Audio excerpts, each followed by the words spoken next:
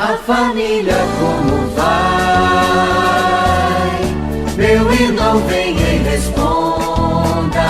Olá, querido irmão, querida irmã, estamos mais uma vez aqui com o nosso programa, com o nosso podcast. E a família, como vai? Essa proposta da Rádio Alvorada de apresentar a você, que acompanha a Rádio Alvorada, seja ouvindo a Rádio Alvorada, seja pelas plataformas, o YouTube ou o podcast no Spotify. E você pode compartilhar também, né? Você pode enviar o link para pessoas na medida em que você perceber que é um conteúdo que realmente pode ajudar alguém, pode ajudar um casal, pode ajudar uma família. E você compartilhe esse conteúdo, que é um conteúdo preparado com muito carinho. Eu sou o Diácono Geraldo Luiz, Diácono Dully, né? Estou aqui com você tanto pela rádio como também aqui pelas plataformas onde a Rádio Alvorada está presente. E nós estamos numa espécie de, usando uma palavra do vocabulário da psicologia, num processo de psicoeducação. Ou seja, uma educação, um aprofundamento a respeito de um tema que faz com que nós tenhamos uma aprendizagem mesmo, né? Às vezes nós temos certas ideias equivocadas a respeito de certos assuntos e aí então é preciso que a pesquisa científica, que a experiência também dos terapeutas nas suas tantas e tantas intervenções nos ajude a perceber certas coisas que nós entendemos que seja de uma maneira e na realidade funciona de uma outra maneira. É isso que nós estamos tratando aqui no programa A Família Como Vai, no que diz respeito aos mitos e crenças a respeito do matrimônio, a respeito da família, a respeito dos relacionamentos. E hoje eu quero trazer esse mito que é bastante comum na relação entre os casais. O ciúme é uma prova de amor. Essa ideia de que quando você tem ciúme, na realidade você está demonstrando amor pela pessoa. E isso, gente, é um tanto perigoso nas relações, porque parte do princípio de que a possessividade, muitas vezes, o controle, a invasão da privacidade é uma forma de demonstrar amor.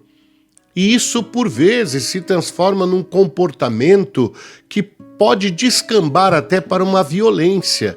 Se não uma violência física, uma violência afetiva, uma violência psicológica, uma violência emocional. Porque acaba acontecendo um controle sobre a vida da outra pessoa, como eu disse, uma invasão da privacidade do outro e até uma permanente desconfiança e uma possessividade que não correspondem àquilo que realmente significa o amor. Então nós temos que partir de uma premissa de que ciúme não é amor. Ciúme não é amor. Essa ideia que muitas vezes, porque o ciúme tempera a relação, porque eu estar controlando ou querendo saber tudo da vida do outro. Um casal maduro, ele compartilha a sua vida, compartilha aquilo que está acontecendo na sua vida, as pessoas com quem se encontra, não há o que esconder, não há o que não permitir que o outro saiba. E ao mesmo tempo o outro não tem que ficar bisbilhotando aquilo que acontece na vida do seu parceiro, da sua parceira, por uma questão de insegurança ou de desconfiança.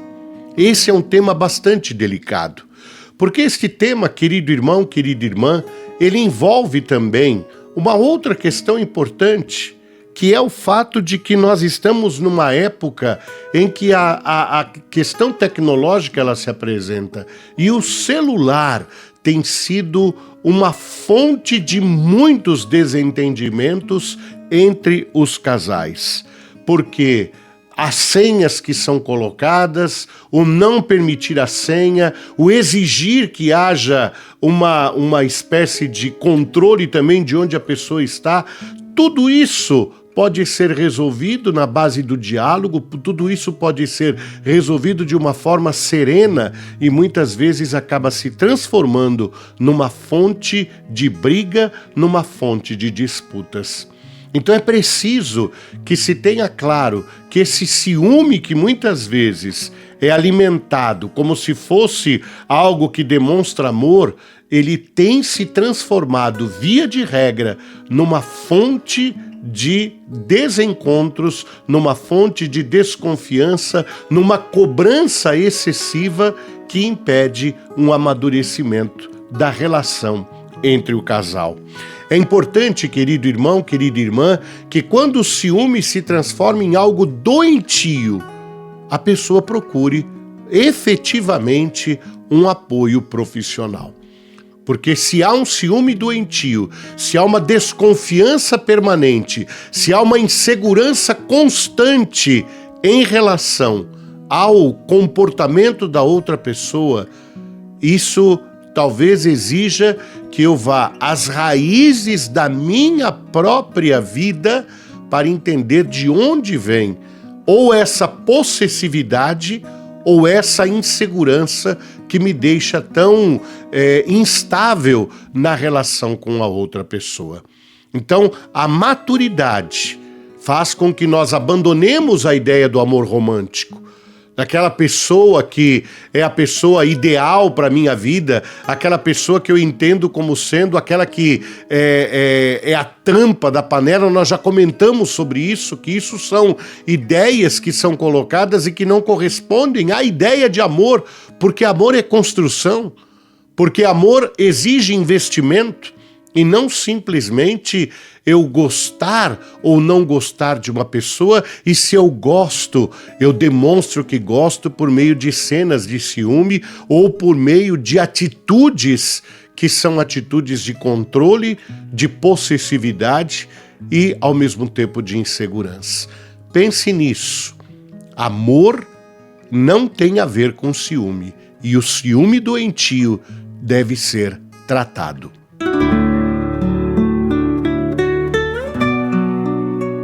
E nós seguimos aqui com o nosso programa, com o nosso podcast, A Família, como vai?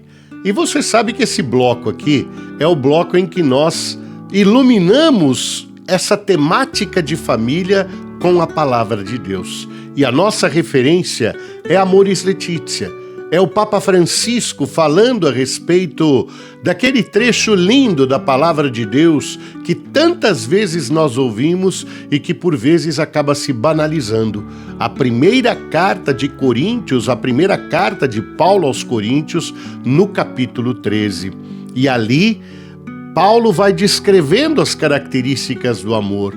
E o Papa Francisco faz uma reflexão bíblica, teológica, pastoral, psicológica, relacional a respeito de cada uma daquelas características do amor. Ele vai na raiz da palavra e a partir daí ele amplia o sentido desta palavra. Então, continuemos por esse caminho.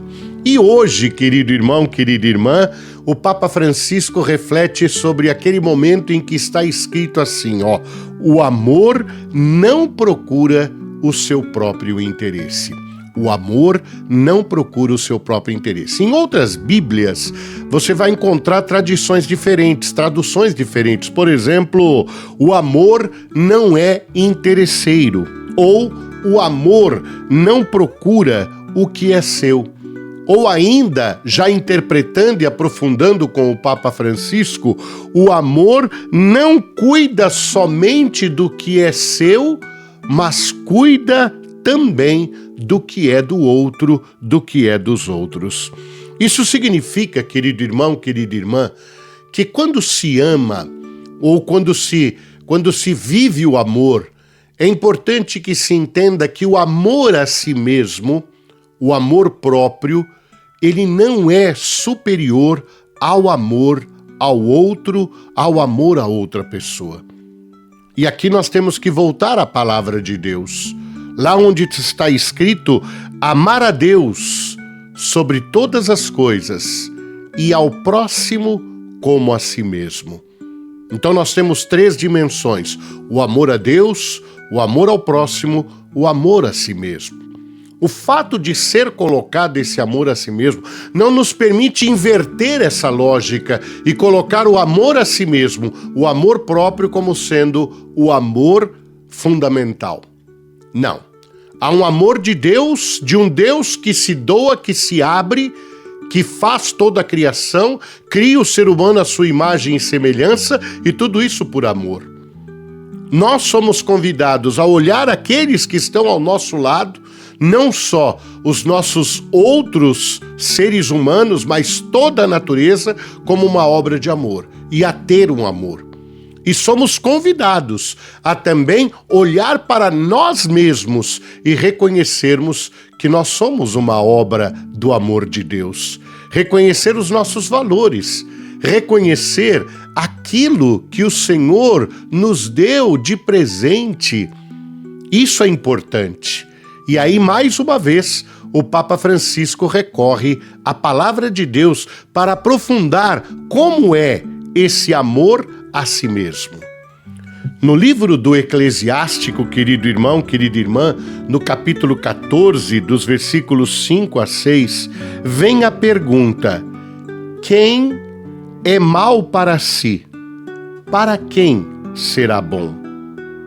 Quem é mal para si, para quem será bom? Então nós colocamos esse amor por nós, esse amor que nós devemos ter por nós mesmos, esse amor próprio, no seu devido lugar. Não, eu me amo, porque eu sou uma obra de Deus, porque eu sou filho e filha de Deus, e porque eu me reconheço como esta obra de Deus, eu reconheço os meus valores, eu reconheço os meus dons, e eu ofereço esses dons ao mundo. E o ofereço de uma forma toda especial para aquele, para aquela que está ao meu lado. Esse vai conhecer a minha melhor versão. Para esse, Deus pede que eu ofereça o que eu tenho de melhor. E juntos, por meio da nossa união, nós possamos oferecer aos filhos, possamos oferecer ao mundo, possamos oferecer a uma comunidade esse amor que vem de Deus.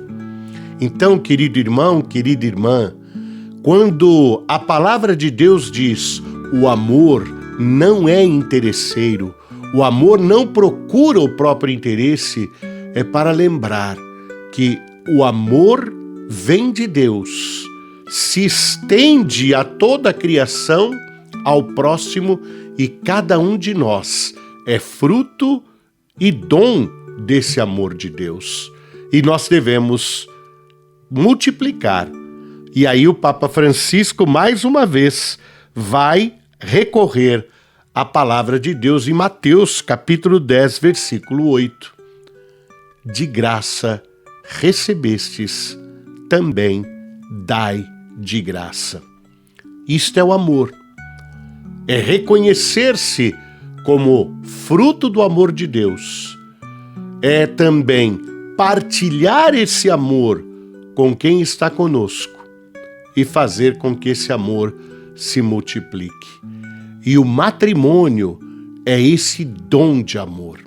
Por isso, no sacramento do matrimônio, o esposo oferece-se à esposa, a esposa se oferece, e nessa oferta que fazem um ao outro, vem o amor que se expande e, consequentemente, renova a vida do mundo.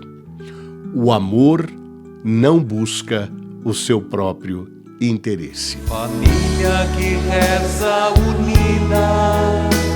unida sempre estará. E nós estamos aqui nesse podcast, nesse programa A Família Como Vai. E nesse terceiro bloco, querido irmão, querida irmã, nós queremos hoje fazer um resumo de tudo aquilo que nós comentamos nestes últimos programas a respeito de mitos e crenças que podem afetar uma relação que podem prejudicar o bom relacionamento de um casal, de uma família, de tudo aquilo que pode, de repente, por nós estarmos ouvindo e achando que se trata de uma verdade, estarmos diante de algo que está minando a nossa relação. Então, eu quero fazer rapidamente um balanço de todas as questões que nós levantamos aqui como sendo mitos e crenças da vida de casal ou de um casamento. Então nós queremos começar lembrando, por exemplo, aquela frase que diz: o casal que está verdadeiramente apaixonado enfrenta tudo. E o que nós vimos é que amor é mais do que paixão. Ficar esperando que o amor mantenha a mesma característica da paixão de quando o casal começa a sua relação é uma ilusão. A paixão faz parte e ela permanece, porém outros elementos vêm. Então, porque começa a diminuir essa paixão e começa a nascer uma outra forma de amor, não significa que não esteja mais havendo amor. Um